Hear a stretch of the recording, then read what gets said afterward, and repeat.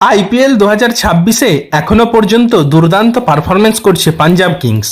6 ম্যাচে খেলে 5 ম্যাচে জয়সহ অপরাজিত শ্রেয়াস আইয়ারের দল। অপরাজিত কারণ একটি ম্যাচ বৃষ্টির জন্য ভেস্তে যাওয়ায় পয়েন্ট শেয়ার হয়েছিল। দর্শক, আপনাদের মনে থাকবে গত বছরেও ফাইনাল খেলেছিল পাঞ্জাব, কিন্তু রানার্স হয়েই সন্তুষ্ট থাকতে হয়েছিল তাদের। কিন্তু এইবার বিষয়টা আলাদা। প্রথম থেকেই দারুণ ফর্মে রয়েছে তারা। বর্তমানে টেবিল টপার তারাই।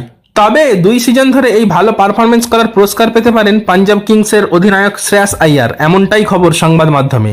আইপিএলে ভালো খেলার সুবাদে ভারতীয় টি-20 দলের ক্যাপ্টেন হওয়ার দৌড়ে এগিয়ে রয়েছেন শ্রেয়াস আইয়ার। অন্যদিকে টি-20 বিশ্বকাপ জেতা বর্তমান ভারত অধিনায়ক সূর্যকুমার যাদব প্রবল চাপে রয়েছেন। তার নিজের ব্যাটে রান নেই। বিশ্বকাপেও চরম ব্যর্থ ছিলেন সূর্য। এবার তাকে সরিয়েই নতুন ক্যাপ্টেন করা হতে পারে শ্রেয়াসকে, এমনটাই খবর বিসিসিআই সূত্রে। বিসিসিআই সম্প্রতি একটি নতুন পরিকল্পনা করেছে। বোর্ড চাইছে যে টি-20-র জন্য 30 বা তারও বেশি ক্রিকেটার প্রস্তুত রাখতে। আইপিএলের পরেই বেশ কিছু টি-20 সিরিজ খেলবে ভারতীয় দল। সেপ্টেম্বর মাসেই রয়েছে ওয়েস্ট ইন্ডিজের বিরুদ্ধে 5টি টি-20, তারপরেই শুরু হবে এশিয়ান গেমস। ফলে খুব সম্ভবত একই সময়ে 2 আলাদা ক্রিকেট দল 2 আলাদা প্রতিযোগিতায় খেলবে। শোনা গিয়েছে এই 2 দলের মধ্যে একটি দলের অধিনায়ক হতে পারেন শ্রেয়াস আইয়ার। দর্শক, 2028 সালে হবে পরবর্তী টি-20 বিশ্বকাপ। সেই বছরেই রয়েছে অলিম্পিক্স ক্রিকেট।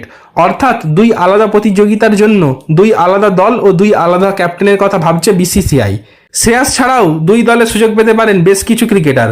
সেই দলে থাকতে পারেন প্রিয়াংশ আরিয়া, বৈভব সূর্যবংশীর মতন তরুণ তুর্কিরা। জুন মাস থেকেই আয়ারল্যান্ড ও আফগানিস্তানের বিরুদ্ধে সিরিজ রয়েছে ভারতের। সেই ম্যাচগুলিতে সুযোগ পেতে পারেন এই তরুণ তুর্কিরা। সুতরাং এই ছিল ভারতীয় ক্রিকেটের আপডেট। কেমন লাগলো কমেন্ট বক্সে জানাতে পারেন।